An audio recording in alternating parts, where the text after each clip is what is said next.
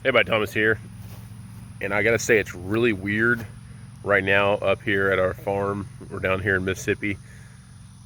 We have 4 kids, 4 dogs, lots of other critters, stuff like that. But right now it's pretty much just me here, and I've got one goat way over there somewhere. I can't even see her in the film. But anyways, we've got some cars going by. That's the only noise. I've heard a few birds here and there, but it's really eerie. This is really weird. We just moved the wife and kids up to Tennessee, so that's exciting. I do not have my tractor here, which makes moving these logs around difficult. However, I did pre-position a few of these logs strategically so I can actually get to them. I still have these few logs right here, and I am going to get Mr. Robert's tractor later on today, and I also have a job over there, those beams and stuff, those gotta get out. And yeah, I've got a few things. I've got to use a tractor for about a day or so. But yeah, it's just so weird how quiet this property is right now. So without further ado, I'm gonna go ahead and do 2 videos. First one's gonna be cutting up this pecan log we have on top here. And then the next video is gonna be cutting up this ash tree, which is gonna be cut up eventually to make a dining room table for my wife, or a kitchen table, probably a kitchen table, to tell you the truth.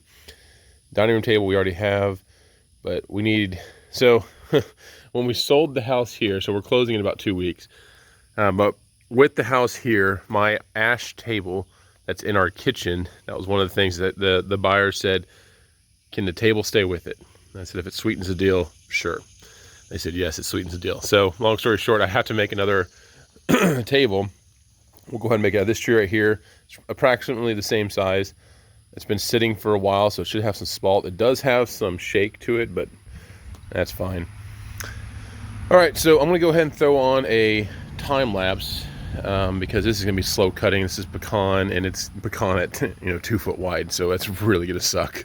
I hate cutting pecan, so I've waited to the very end to cut this joker up right here. Well, folks, unfortunately, as I was working on this, every single cut I was doing, I was hitting massive nails. I can't pull them out with my nail puller, so took the pecan off. It's gonna have to go somewhere else. So what I'm gonna do now is I'm gonna load on this ash. I'll do a video right here so you can see the loader in action. But yeah, really unfortunate. The pecan has some really nice spalt and everything, but I just can't get past those nails. And I can't find all my tools because I've moved half my stuff up to Tennessee, so everything's been just glorious. One of those days. So without further ado, let's go ahead and lift this thing up on there and see if we can get you a good video. Then I gotta change out my blade because I trashed it.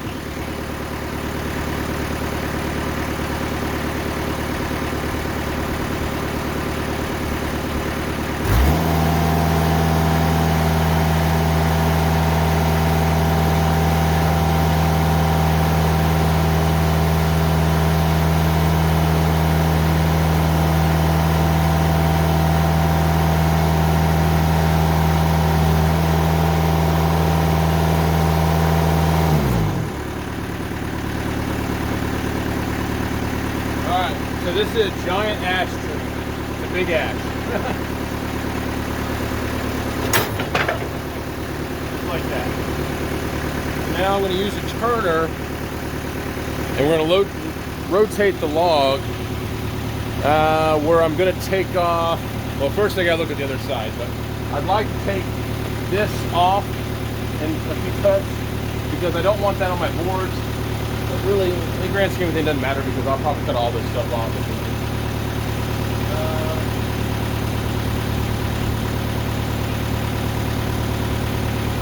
Yeah, there's really no good or bad way. So let me turn this over.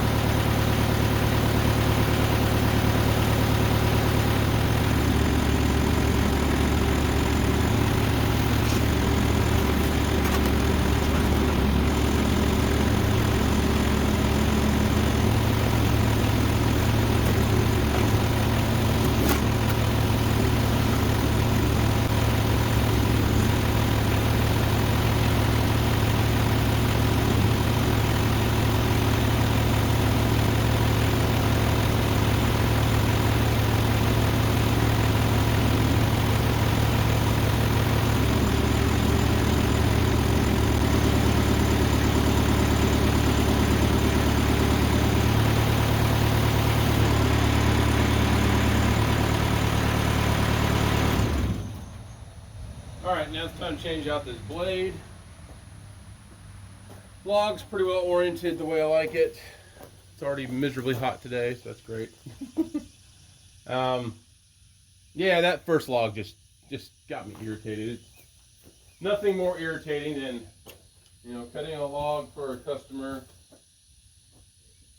or a good friend, and it being full of freaking nails on a section of log that is, I don't know, 15 plus feet up in the tree. I just talked to him. He said, I've lived there for 30 years and never put a nail in that tree. I'm like, well, unfortunately the guy before you did. But that's all right. We'll just sharpen up this blade and get her done. But again, really eerie how quiet it is. And those nails that I hit, they weren't small. They were freaking monsters. And I could not get them pulled out. I was using kind of a staple puller to try to pull them out. That just was not happening. And then I said, well, screw it. Let me just continue cutting. And then my blade's like, nope, ain't gonna do it. So, what fun, what fun. Let's go over here so you can see kind of what I'm doing. Hopefully I'm gonna be blocking most of this shot because I'm a big old dude, but whatevs. This is a blade that Robert recently sharpened up for me using his old sharpener. So that's exciting. He recently bought his original cat claw sharpener back from the individual who bought it from him, and that did work. And now he's running 2 sharpeners and a setter, and he also has a single tooth setter. And we've got a video coming up soon where we're going to go over his ability now to get blades out even faster. His son has been helping him, and he's been doing a fantastic job. And they are setting blades. Well, his son's setting the blades, and then Robert is sharpening 2 at a time. So they are doing really well. And they are completely caught up. Which gets me to my next point. Robert said, Thomas, open the floodgates. So if you're looking for someone to sharpen blades, Mr. Robert can do that for you. He has availability now with the extra capacity to get some blades sharpened. Sorry, I had to throw this out here. But yeah, this is a good sharp blade. But he has the extra capacity now. He can take on more jobs and, you know, meet the needs of the sawyers in the local area, as well as those who want to ship him blades. If you ship him blades, probably not the most economical, but he does a dang good job. But you'd have to pay for shipping for both ways, and I'll put his contact information in the video below, in the description below. Plus also, whenever we get out to his place later on this week, we'll shoot that new video. We can go over all the cool equipment that he has. All the stuff. Alright. Blade is on there. Tighten her down to 1100 psi. I got in last night from Tennessee about 10:30, and then of course I'm editing videos last night, so I didn't get to bed till late, so I'm just kind of dragging today. All right, so what are the odds this tree has something in it? I did cut this. This is the butt section. I did cut this above where some fencing was. I don't see any staining in the bottom of this, but also ash does not have a lot of tannic acid in it. So yeah, we'll see. All right, let's get to cutting. I'll do real cuts, and then we'll do some time lapse.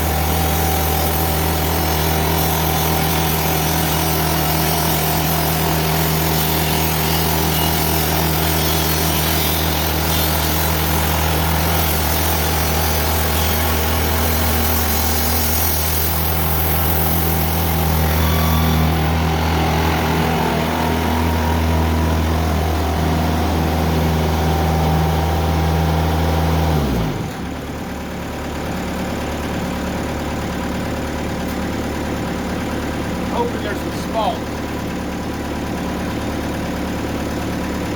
Yeah, there's some salt.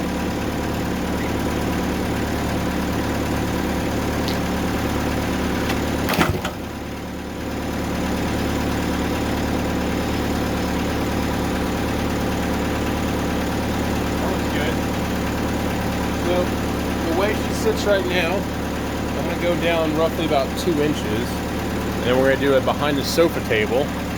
Then I'm going to flip this thing over and start cutting down from the opposite side. So this is going to look good.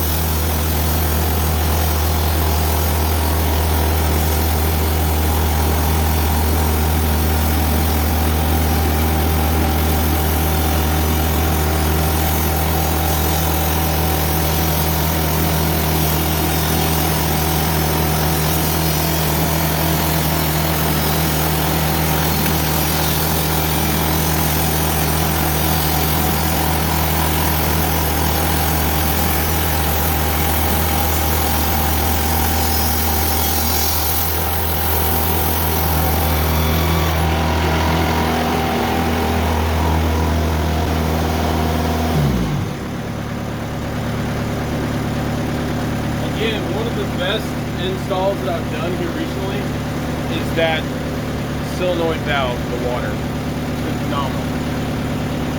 This will make it gorgeous behind the sofa table. Very happy with it. Having no tractor right now is not cool either. So I already moved up to Tennessee.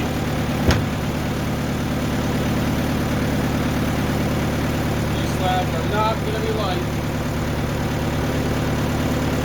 It's alright, I'm back to work.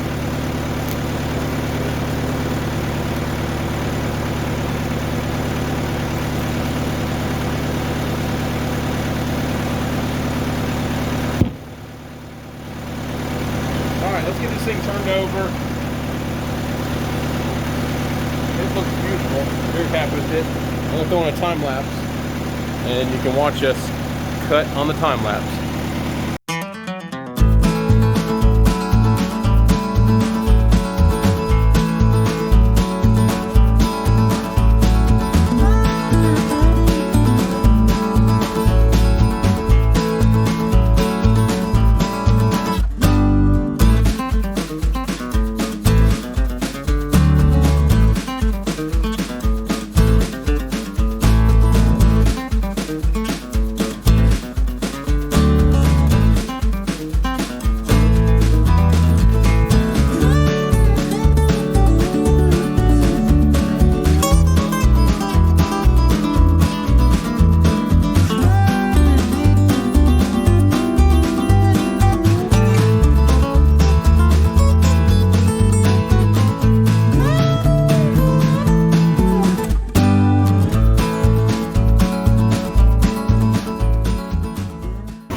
Folks, this is absolutely beautiful.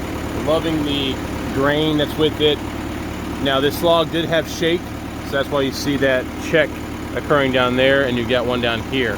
What I'm going to be doing is literally cutting the whole check section where the shake is out, and we're going to make 2 mantels out of this, and I think it'll be very good. These are going to be 6.5-ish inches thick, and looking to be 8 to 9 inches wide. And the length on this, I don't know, it's pretty long, almost, it's over 10 foot, it's like 11 foot. So let's cut this up real quick.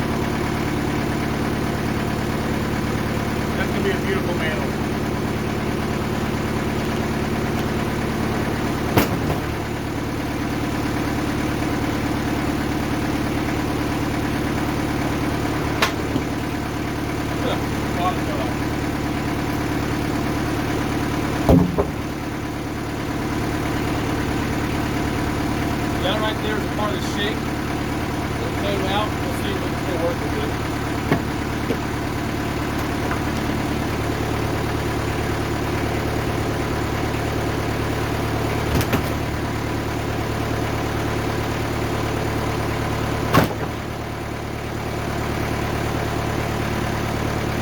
I'm going to have to go down just a little bit more.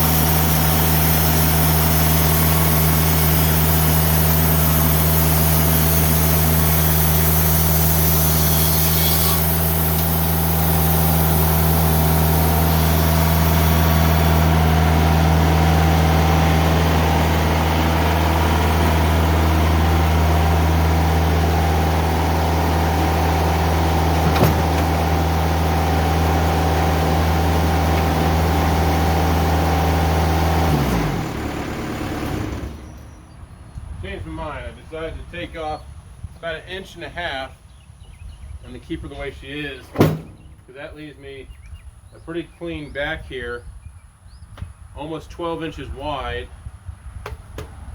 I like that. I think it looks good. I have this neat piece that came off too. I don't know. Overall, I think it turned out well. I'm going to show you some of these slabs over here. I won't have water to throw on right now, but I can show you kind of the slabs that came off. So first things first, you can see this first mantle up here. It looks good. It's got a little bit of spalt to it and everything. Beautiful straight grain right here, because of course we were cutting above and below the pith. So this right here is essentially a quarter sawn section all the way through, all 6 inches of it. This neat piece that came off, again, that could be used as trim or something like that.